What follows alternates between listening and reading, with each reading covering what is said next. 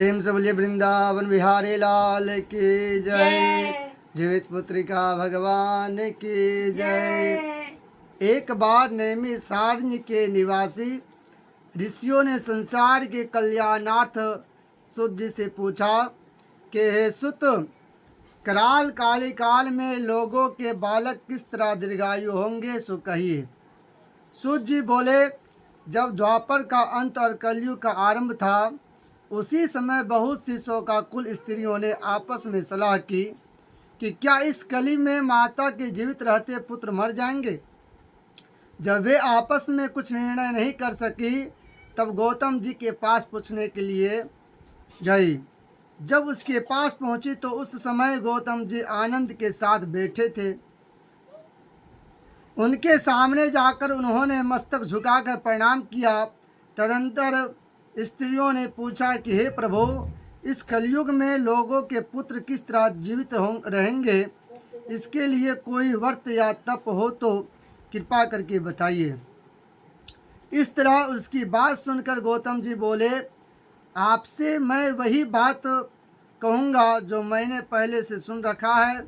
गौतम जी ने कहा, जब महाभारत युद्ध का अंत हो गया और द्रोण पुत्र अश्वत्थामा के द्वारा अपने बेटे को मारा देखकर सब पांडव बड़े दुखी हुए, तो पुत्र के शोक से व्याकुल होकर द्रौपदी अपनी सखियों के साथ ब्राह्मण श्रेष्ठ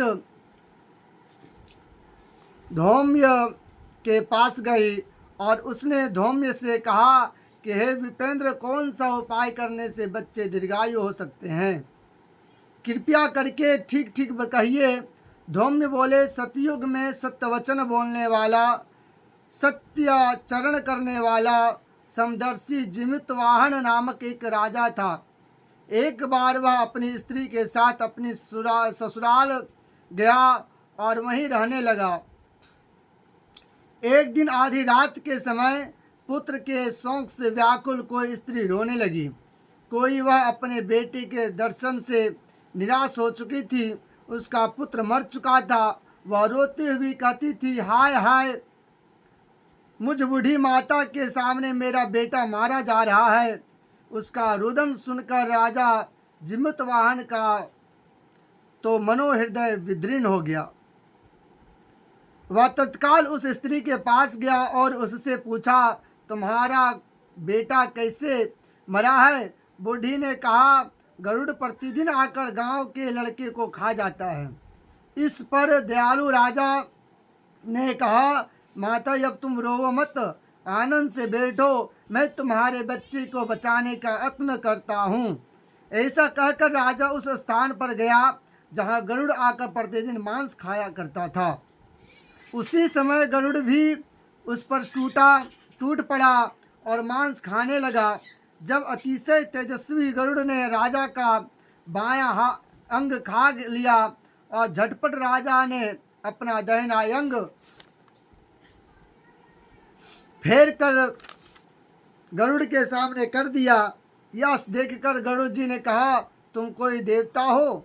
कौन हो तुम? मनुष्य तो नहीं जान पड़ते। अच्छा, अपना जन्म और कुल बताओ। पीड़ा से व्याकुल मन वाले राजा ने कहा, हे पक्षीराज, इस तरह के प्रश्न करना व्यर्थ है। तुम अपनी इच्छा भर मेरा मांस खाओ। यह सुनकर गरुड़ रुक गया और बड़े आदर से राजा के जन्म और कुल की बात पूछने लगा।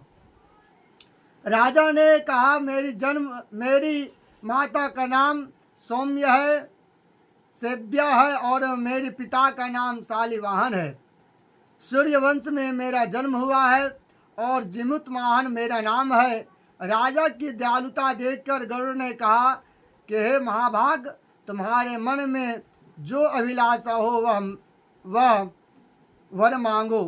राजा ने कहा, हे पक्षीराज, यदि आप मुझे वर दे रहे हैं तो वर दीजिए कि आपने अब तक जिन प्राणियों को खाया है वे सब जीवित हो जाएं।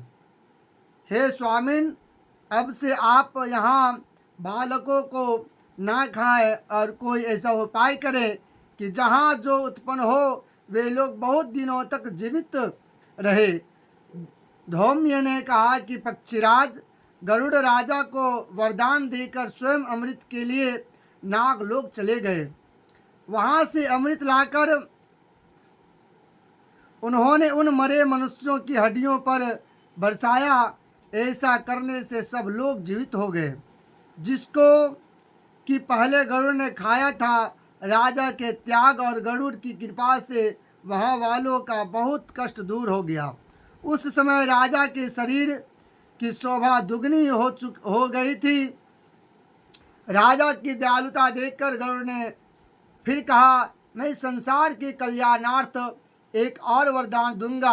राजा आश्विन कृष्ण सप्तमी से रहित शुभ अष्टमी तिथि है। आज ही तुमने यहाँ की प्रजा को जीवन दान दिया है। हे वत्स, सबसे अब से यह दिन ब्रह्मभाव हो गया है, जो मूर्ति भेद से विविध नामों से विख्यात है। वही त्रिलोक से पूजित दुर्गा अमृत प्राप्त करने के अर्थ में जीवित पुत्रिका कहलाई है। सो इस तिथि को जो स्त्रियां उस जीवित पुत्रिका की और कुश की आकृति बनाकर तुम्हारी पूजा करेगी, तो दिनों दिन उसका सौभाग्य बढ़ेगा और वंश भी बढ़ते रहेगी। हे महाभाग, इस विषय में विचार करने की भी आवश्यकता नहीं है। हे राजन, सप्तमी से रहित और उद्या तिथि की अष्टमी को व्रत करें, यानी सप्तमी विध अष्टमी जिस दिन हो उस दिन व्रत ना कर शुद्ध अष्टमी को व्रत करें और नवमी में पारण करें। यदि इस पर ध्यान ना दिया जाए तो फल नष्ट हो ही जाएगा और सौभाग्य तो अवश्य नष्ट हो जाएगा। जीमूत वाहन को इस तरह का वरदान देकर गरुड़ वैकुंठ धाम को चले गए और राजा भी अपनी पत्नी के साथ अपने नगर में वापस चले आए। सौम्य द्रौपदी से कहते हैं कि हे देवी, मैंने यह अतिशय दुर्लभ व्रत तुमको बताया है। इस व्रत को करने से बच्चे दीर्घायु होते हैं। हे देवी, तुम भी पूर्वोक्त विधि से यह व्रत और दुर्गा जी का पूजन करो तो तुम्हें अभिलषित फल प्राप्त होगा। मुनिराज धौम्य की बात सुनकर द्रौपदी के हृदय में एक प्रकार का कौतूहल उत्पन्न हुआ और पूर्वासिनी स्त्रियों को बुलाकर उसके साथ यह उत्तम व्रत किया। गौतम ने कहा, यह व्रत और इसके प्रभाव को किसी एक चील ने सुन लिया और अपनी सखी सियारिन को बताया। इसके बाद पीपल वृक्ष के शाखा पर बैठकर उस चील ने अपने उस वृक्ष के खोते में बैठकर सियारिन ने भी व्रत किया। फिर वही मादा चील किसी उत्तम ब्राह्मण के मुख से यह कथा सुन आई और पीपल के खोते में बैठी हुई अपनी सखी को सुनाया। सियारिन ने आधी कथा सुनी थी कि उसे भूख लग गई और वह उसी समय शव से भरे हुए श्मशान में पहुंची। वहां उसने इच्छा भर मांस का भोजन किया और चील बिना कुछ खाए पिए रह गई और सवेरा हो गया। सवेरे वह गौशाले में गई और वहां से गौ का दूध पिया। इस तरह नवमी को उसने पारण किया। कुछ दिनों बाद वे दोनों मर गई और अयोध्या में किसी धनी व्यापारी के घर में जन्मी। संयोग से उन दोनों का जन्म एक ही घर में हुआ, जिसमें सियारिन ज्येष्ठ हुई और चील छोटी। वे दोनों सभी शुभ लक्षणों से युक्त थी, इसलिए बड़ी लड़की काशी राज के और छोटी मंत्री के साथ गाढ़ोपत्य यज्ञ के सामने विधि पूर्वक ब्याही गई। पूर्व जन्म के कर्म फल से वह मृगनयनी रानी हुई। जिस किसी भी संतान को उत्पन्न करती वह मर जाती थी और पूर्व जन्म की बातों का स्मरण करने वाली मंत्री की पत्नी ने अष्टवसुओं के सदृश तेजस्वी 8 बेटे उत्पन्न किए और सभी जीवित रह गए। अपनी बहन के पुत्रों को जीवित देखकर ईर्ष्यावश राजपत्नी ने अपने स्वामी से कहा कि यदि तुम मुझे जीवित रखना चाहते हो तो इन मंत्री के सभी पुत्रों को उसी जगह भेज दो जहाँ मेरे बेटे गए हैं, अर्थात इन्हें मार डालो। यह सुनकर राजा ने उस मंत्री के पुत्र को मारने के लिए कई प्रकार के उद्योग किए, पर मंत्री पत्नी ने जीवित पुत्रिका के पुण्य बल से बचा लिया। एक दिन राजा ने अपने आदमियों से उन पुत्रों का सिर कटवाकर पिटारी में रखवाया और वह पिटारी उसकी माता मंत्री पत्नी के पास भेज दिया।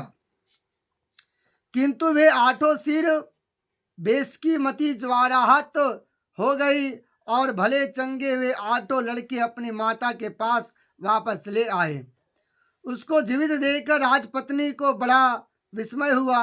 अंत में वह मंत्री की पत्नी के पास आई और उसने पूछा, बहन, तुमने कौन सा ऐसा पुण्य किया है जिससे बार बार मारे जाने पर भी तुम्हारे बेटे नहीं मरते?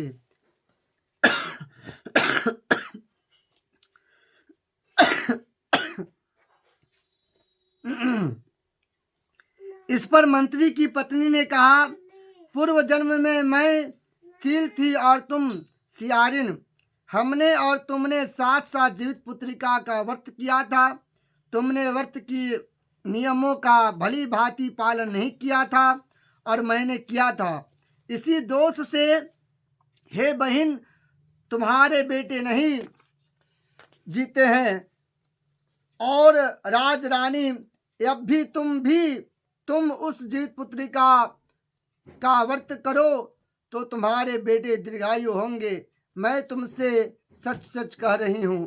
उसके बाद कथा अनुसार रानी ने व्रत किया, तभी से उसके कई बेटे सुंदर और दीर्घायु होकर बड़े बड़े राजा हुए।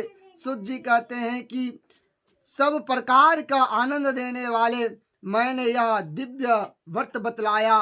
स्त्रियां चिरंजीवी संतान चाहती हो तो विधि पूर्वक किया व्रत करे। प्रेम से बोलिए वृंदावन बिहारी लाल की जय, गरुड़ जी महाराज की जय, जीवित पुत्रिका भगवान की जय।